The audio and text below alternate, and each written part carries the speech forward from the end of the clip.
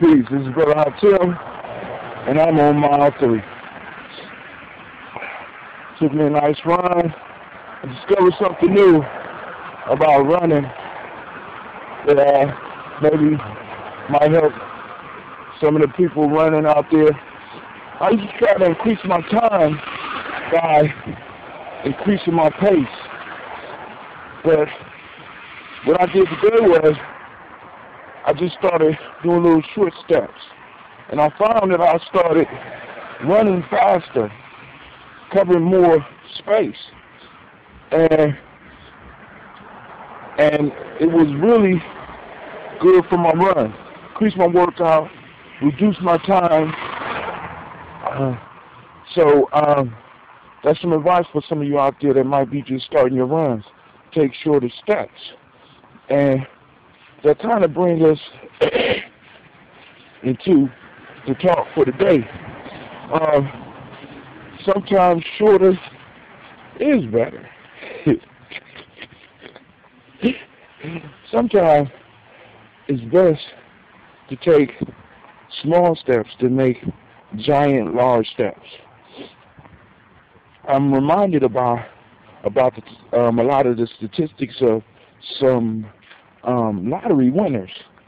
They take large steps. They move from immediate poverty to immediate richness. Maybe not wealth unless they hit a lot of money. And a lot of those people go broke with that giant step. But then you look at those individuals that start small. I mean, and you got exceptions in every case. But you look at those individuals that start with the small steps and build up slowly. They tend to hold on to what they have a lot longer. And by taking the small steps, like I was doing today, I was able to pay a little bit more attention to the ground. I was able to maneuver just a little bit better. I didn't have to sacrifice that much. Matter of fact, I didn't sacrifice any speed. I increased my speed by just a little bit. I still got to look at my statistics. I increased my speed by a little bit, and I lost absolutely nothing. And I'm thinking about a lot of people are looking for the big move, the big score, rather than the small steps. It's sort of like watching a football team that depends on bombs. You know, they just had a quarterback drop back and throw the large, go for the big score, and every now and then it works. But then you have those teams that settle with the 3 yards here and the 4 yards there, the quick drop pass for short yards, and they got a first down, and then they just whittle down their opponent. And when we think about it, this brings us back to nature, because water works like this too. Water takes small steps as far as overcoming obstacles. And when I listen to a lot of the philosophies and a lot of ideas, you hear a lot of people like, be like water, my friend, as Bruce Lee would say. Be like water. It can crash or mold itself to fit any shape and eventually overcomes through time and patience, step by step. And it eventually makes it to its goal. So for those of us on the journey that have goals, that are specific about our goals, we need to be like water. We need to take those small steps, because in those small steps come the idea of mastery, because it takes time to master something. And each step that you make is you mastering, getting a little bit closer to mastery. And in between the long steps that you could take, you got a bunch of small little steps, and each one of those small steps is a piece of mastery. And the person that's taking a giant step doesn't necessarily have an opportunity to master what you are mastering in between his large step. You know what I'm saying? He's taking that large step. You're taking 3 steps to his 1. he gets that one giant step, which gives him some mastery. But you take those 3 steps for his one in a long-distance race. Now, I'm talking about long distance. Now, those of you that are sprinters, I don't know if sprinters have to take longer steps. But I'm talking about as far as my long-distance running, and what I learned today is for every 1 step that I was taking before, I could take 3 steps. And in those 3 steps, I get to master 3 different things, or master one thing a little bit better than taking 1 long step. So we need to start applying this to our life, whether we doing martial arts, or whether we doing mathematics, or whether we learning politics, or whether we learning economics. Those small steps are effective. One of the things that I came with a long time ago is, if it comes fast, it don't last. If it comes slow, it's good to go. You know, and I guess today I seen the evidence of that. Far as my run. Also, I'm going to suggest to all my listeners out there that you get this book called The New Jim Crow by, I think her name is Miss Michelle Alexander. It is an excellent read or an excellent listen. I'm listening to the audiobook right now, and one of the things that she's building on that in the chapter I'm in now is ignorance of the law, and how the ignorance of the law is being used in this war against drugs. And one of the things that I realized while I was listening to it, because I just did a blog on ignorance, and if I didn't, I'm going to do a blog on ignorance, because in the word ignorance, you have the word ignore. Now, when you ignore something, it means that you see it, but you refuse to acknowledge it. But what I discovered from what she was saying is that a lot of times we are ignorant out of fear. Because a lot of people know that when the police come up to you, you have the right to say no. But because of fear, you ignore your right that is guaranteed to you by the United States government. And although you know you're going to have, they could hold you, they could detain you, they could take you to jail. But the question that I have to ask is, what are we surrendering when we become ignorant out of fear? Not just legally, but how about economically? How about politically? How about spiritually? When we become ignorant of something, when we ignore something because we are fearful, what happens to success? When we ignore success out of fear. Because ignorance means that you ignore something, and basically what we know is built on the past. So we have knowledge of this thing, but we refuse to see it. We look away from it. And how much have we robbed ourselves or robbed our personal lives by being ignorant, and being ignorant in fear? And I can't help but to go back to the -7, because I talked about this in the, on my Freestyle Friday, because the -7 is what's being used against the masses, is what's being used against the poor. The -7, fear, envy, greed, pride, sloth, lust, and anger. Look at them. All these are being used against the poor. And in using these things, they force an ignorance on us because we know something's not right. And out of fear, we can't even sometimes speak what it is. Now, for example, let's think about this Obamacare thing. I've been thinking about this for a long time, and I've been looking for the words, so I'm going to try to do it today. I probably did it on a previous podcast, but think about this.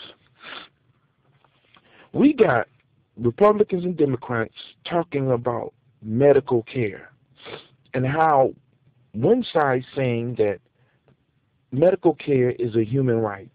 The other side is saying medical care is something that, in a sense, you have to be able to afford. Why is it that in this argument, nobody ever talks about the rising cost of medical care? Would there be any argument about this if medical care was affordable? Now, doctors are in business. Doctors are in a boom now because you got all these elders going to the doctor on a regular basis. You go to a doctor's office, you always got to wait. They're doing the same services. So what makes the medical profession so different that prices don't go down when more people are using it? For example, when a new computer come out, right, the price is high. When computers first come out, the price is high. But if you wait 3 months, that price descends because now they're able to produce more of this equipment, and because they got more of this equipment and they got more of a demand and they probably got more competition, the price is supposed to go down. Why isn't medical costs going down? Why is x-ray so goddamn high when they're x-raying everybody for every goddamn thing? You know what I'm saying? Why is some of these surgeries, some of these routine surgeries costing so much goddamn money when they doing them all the goddamn time? I don't hear nobody talking about why medical costs are so high. Fuck Obamacare. Fuck what the Republicans are saying.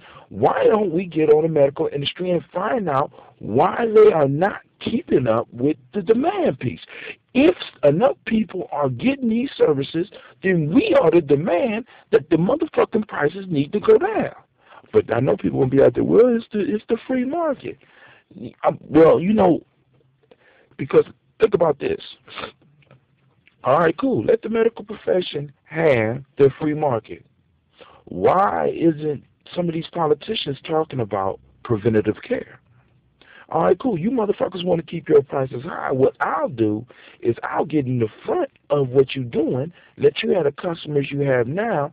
This next generation, I'm going to make preventative care accessible to them and not through the medical profession. We know that we need people out here that are dietitians to help guide people. We know we need to have initiatives where people are eating fresher food because it makes it less likely for them to need to go into medical care.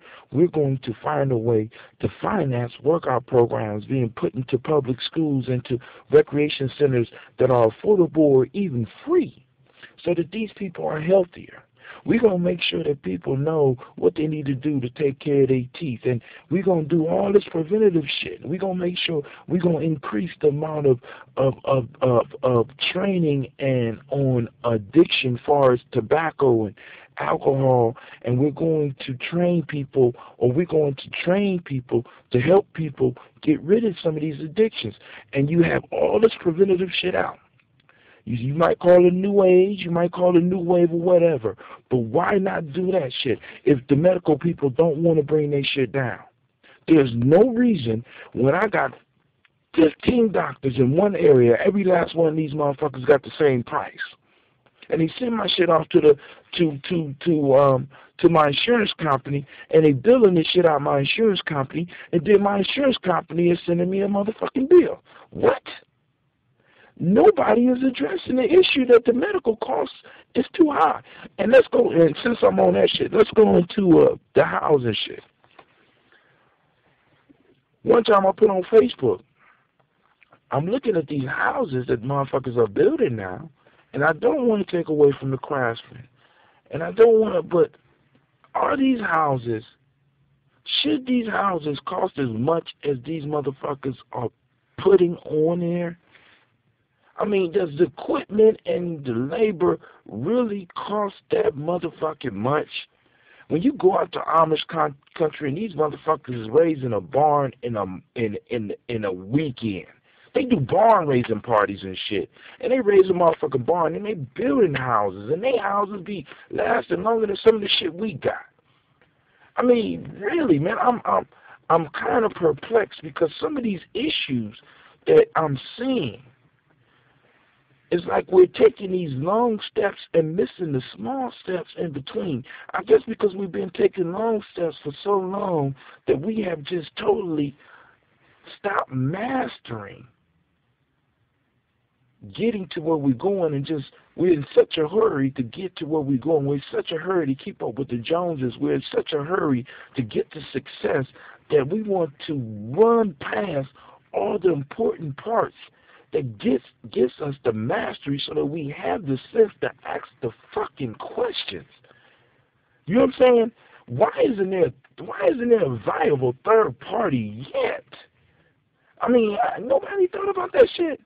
I mean, the only thing we got is Democrats and Republicans, and they the only motherfuckers on the tickets, and they the only motherfuckers that's talking on all these so-called public channels.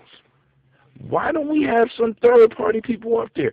Even if the motherfucker is small, why not invite them to these fucking debates? Especially when we down in the end, when we down at the end, we need to hear from the Green Party. We need to hear from the Libertarians. If they're crazy, it is show in those fucking debates. But no, we only have debates between the Democratic and Republican Party, which is sponsored by the Democratic and the Republican Party. And I guess since they're the only ones that's paying for this shit, I guess that justifies that they are the only ones that can debate. Fuck that shit. You know what I'm saying? We need to take all that money out of that and have some type of fund where there's a federal fund where motherfuckers that are qualified to run for the government, when they have a party of a certain amount of people with a certain amount of pull, not even gonna say pull, when they have a certain amount of people, some type of list of motherfuckers that's in this party over a certain amount, and they could run for president, they need to be able to join a motherfucking fund and everybody go with the same amount of money. It's crazy that we are looking at all this money being spent on these elections and not even realizing that the elections are being bought. You were bought. You voted against some shit and you was bought. And you was brainwashed and you was tricked. We was all tricked. And it goes down like this every 4 years. And as a matter of fact, they are already planning. I'm saying, listen, my listeners, we need to be planning and getting ready for these motherfuckers next time, so that we can get some intelligent people to ask some hard questions that might be dismissed as crazy. See, because really that's what happens when you start asking the good questions. You are dismissed as crazy. You are called somebody who looks for conspiracies or some shit like that. I'm not one to go on conspiracies. I jump on a conspiracy head quicker than a lot of people. But I do know when some bullshit brewing. We all need to get our bullshit detectors out and stop being brainwashed. Start taking the small steps so we can master life and start asking the questions to make our lives easier. It's almost like I go to work every day, and I have absolutely nothing illegal on me. I'm doing absolutely nothing illegal, but every time I see a police, I get an eerie feeling. And I know I'm not the only one. This is the home of the free, land of the brave, or land of the brave, home of the free, or some shit like that. You know what I'm saying? Why in the fuck do I get an uneasy feeling when a public servant who my taxes is paying for pull up behind me? Why am I and other people submitting to motherfucking searches that are illegal according to the fucking Constitution that we supposed to live under? I'm sorry, I'm on mile 3, I'm high. I didn't even have nothing to say, believe it or not. This is Brother High Tim. I'd like to thank you for your time, and I hope my rant didn't offend you, and if it did, fuck it. It's life, you know what I'm saying? Get used to it. We need to be offended a little bit more. You know what I'm saying? I'm so sick of these motherfuckers hiding behind this political correct shit. Say what's on your motherfucking mind so I know where you stand, rather than being a falsified, lying sack of doo-doo. You know what I'm saying? This has been Brother Hatim. I'd like to thank you for being on mile 3 with me. You know, I didn't take my medicine today, so I'm kind of off. I'm just fucking with y'all. But yo, this weekend we will be having a capoeira workshop. For all those interested, hit me up on my email. This will be in Columbus, Ohio. Um, um, uh, Monitor Dentista will be coming down from Unidaji to do a workshop, and we're gonna kick it this weekend. So hopefully I can see y'all, some of you there. Also, be sure to check out my book, Players Pyramid. You can find me on Amazon. Go to my author's page. You can see all my books. I will have some books coming out very soon. I still have some work to do. I got to compile these stories. Also, for those that's digging my folk tales for grown folks, I will be having a folk tale for you. I'm in the process of doing some more research because I got to put some more together for my children, as well as for the adults, and I'm finding some doozies. Oh my God, the lessons that's involved, and also the storyline. Because when you start studying these stories, you start seeing how these storylines for these successful movies and these successful books are put together. Now, just a brief discussion about that. A couple of years ago, I stumbled across a story. And I won't go into the story right now because I'm going to save it for my folk tales for grown folks. Well, anyway, the format of the story is very similar to the very popular self-help book called The Alchemist. It's the exact same storyline. And you see these storylines over and over again. Our ancestors paid attention to life. And that's my call to all those that are on a journey. Pay attention to life. Learn to observe your life like a scientist. Learn to observe your life and or as Don Juan would say, learn to stalk yourself. You know what I'm saying? Know your habits and know what you need to change. Know what it is you need to master. Know what it is you need to get better at. You know what I'm saying? And perfect you who you are. Get in touch with your inner self. Get in touch with your higher self, your true self, and allow that to shine through the personality that you need to live with on this planet. This has been Brother Hatim, and this is my third time telling y'all peace. So this time I'm for real. I'm for real. Thank you for listening. Thank you for your time. I encourage everybody to get a Spreaker station, and if you don't have time to get a Spreaker station and you like what I'm doing, to continue checking me out. Feel free to send this out, retweet it, send it out on Facebook. My web address is www.giamijourney.com. Hit me up. You can hit my radio station there. You can read my blog and some of my thoughts. You can read some of my guest writers. And if you're interested, you could be a guest writer. Once I figure out how to do now incoming calls into my show, some of y'all can call in, and we're gonna have a real good time. I'm mastering this step by step, so bear with me. Freestyle Fridays, we will have music, and I'll be checking y'all out. This is Brother Hatim, and I'm out.